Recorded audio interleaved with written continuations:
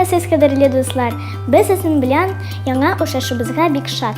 Сегодня участников нашего конкурса ждет очередное испытание. Давайте посмотрим, как они справятся.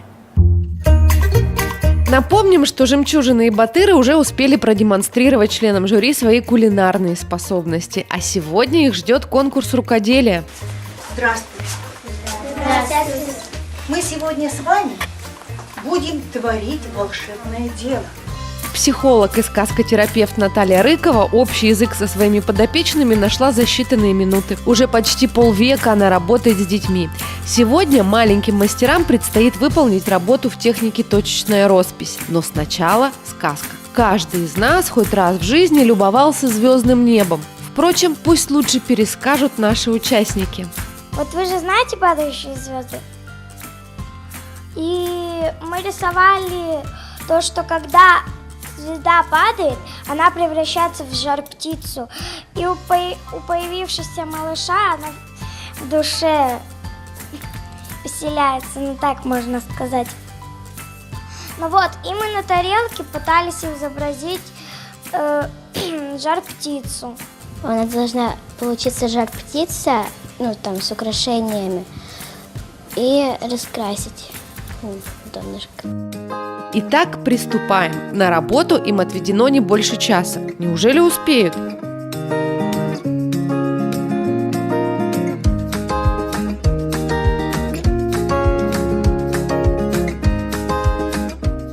Точечная роспись – очень древнее искусство. Ученые до сих пор не могут сойтись во мнении, в какой части света ее придумали. Самая популярная версия – Австралия. Именно там были найдены работы, которым 40 тысяч лет. Точечная роспись существовала и в Китае, и в Индии, и в Индонезии, и в Африке, и в Персии, и в Таиланде. А современные мастера и вовсе творят настоящие чудеса.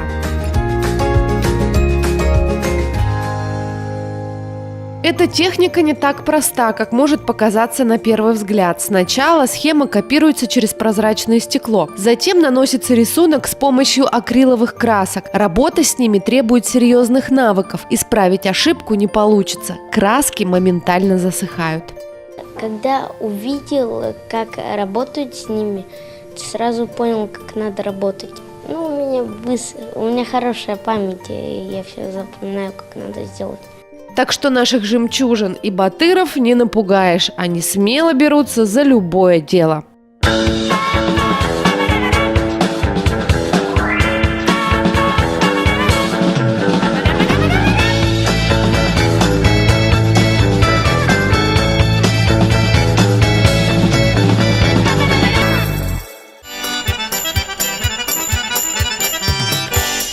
Нет такого ребенка, который не любит сказки. Жемчужины и батыры не исключение. Пока ребята заняты делом, давайте вспомним одного из самых любимых сказочных героев Шурале.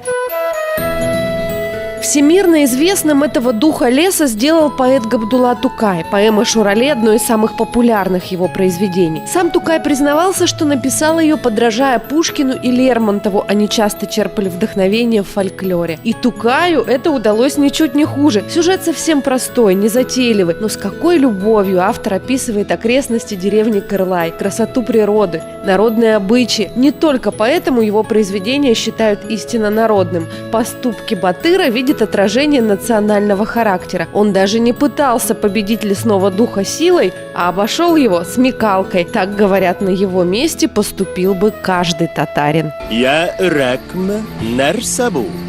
Кот очарлык бик килешсез, әллә нинди нәрсә бу?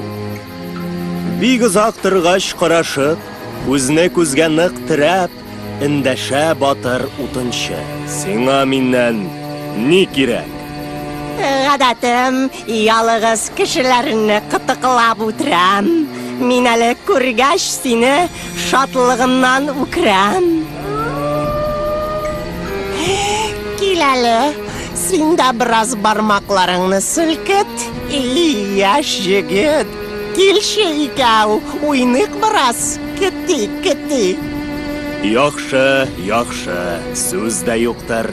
Мин карышмыйм, уйныймын. Тик сине шартыма күнмәссең диеп мин уйлыймын. Миндә көч ярдәм бирермен, әйдә иптәш, кузгалыйк. Шул агачны бергә ошбу арбага салыйк. Бүрәнәнең бер очында бар ачылган ярыгы.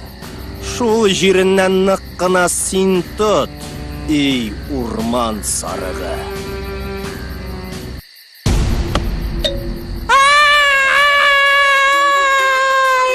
Син браз кызган мине, кот каршы адәм генәм. Мондый нары үзеңә, углыңа, нәслеңә тимәм.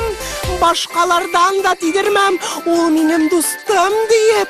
Аңар урманда йөрергә мин үзем куштым диеп. Бик авырта кулларым, дустым, җибәр, зинһар җибәр. Шүрәлене рәнҗетүдән нәрсә бар сиңа, ни бар? Иртәгә килгәнче дустлар, тәндә җаным торса әгәр, шул фәлән атлы кеше кысты диермен сорасалар. Әйтсәм әйтим, син белеп кал, чын атым былтыр минем. Бу җегет абзаң булыр бу, бик белеп тор син, энем. Кысты, харап итте явыз былтыр мине. Үләм бит, бу бәладән кем килеп йолкар мине?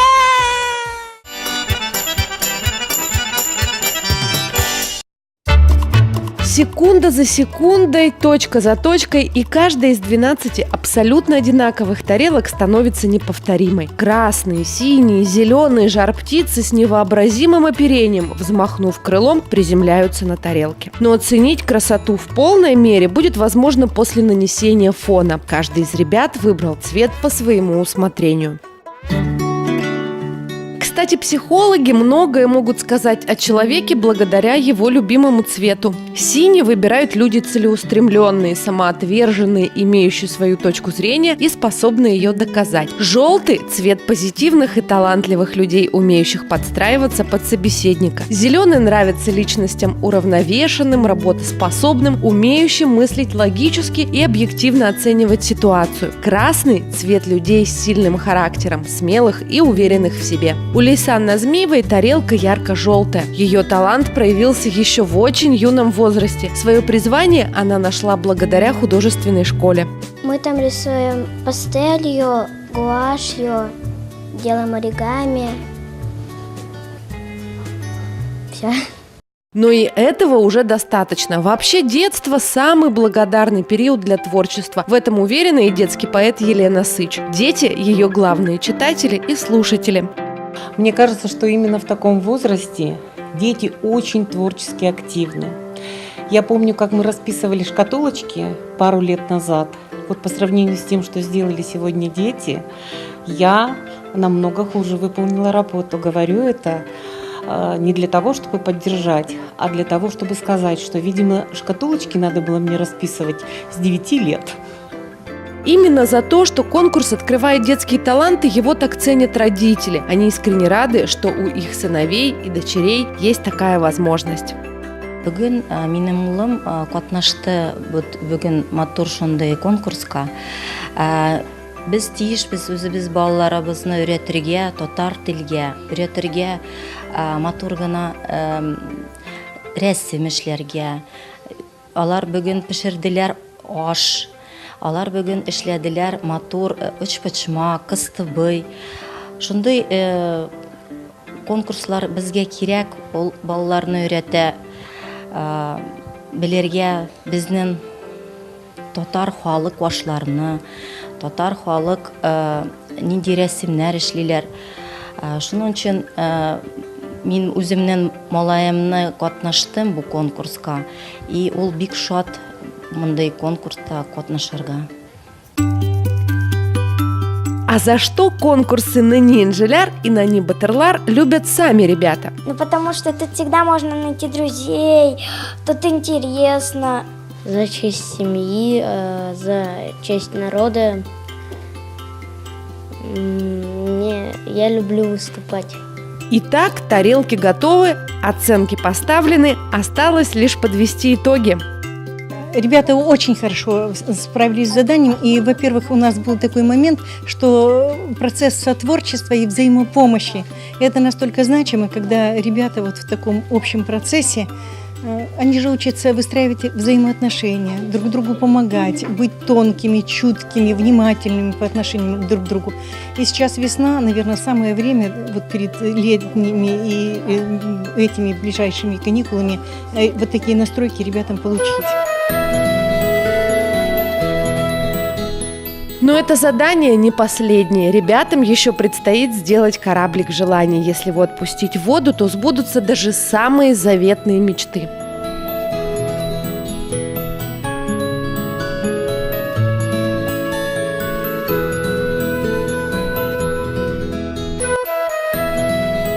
Видимо, каждый скульптор, архитектор или художник в душе немного ребенок, ведь искренность и чистота души – это верные спутники мастера. Но сегодня вы видите, какие светлые, добрые, интересные работы сделали наши дети. А все мы знаем, что творчество – это прежде всего отражение нашей души. И значит, мы с уверенностью можем сказать, что душа у наших участников добрая, светлая, искренняя. Вот такими у нас сегодня получились все те жар-птицы, которых мы рисовали. Вот этот опыт, сегодняшний опыт, когда дети своими руками сделали первые вот такие вот серьезные, я считаю, работы, обязательно пригодится. Кто-то повторит этот опыт дома, а кто-то станет живописцем, художником. Я в этом просто уверена. И сегодняшний праздник этого творчества действительно состоялся. До финала конкурса еще есть время, и у каждого из них обязательно будет возможность проявить себя.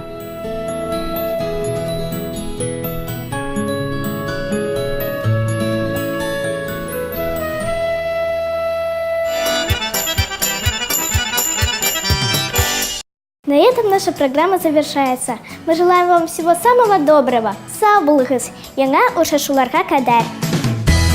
А в следующей программе участники конкурса устроят настоящие проводы льда. Что общего у татарских традиций с индийскими? Как правильно звать весну, чтобы она пришла поскорее? И далеко ли уплывет кораблик желаний? Узнаем совсем скоро.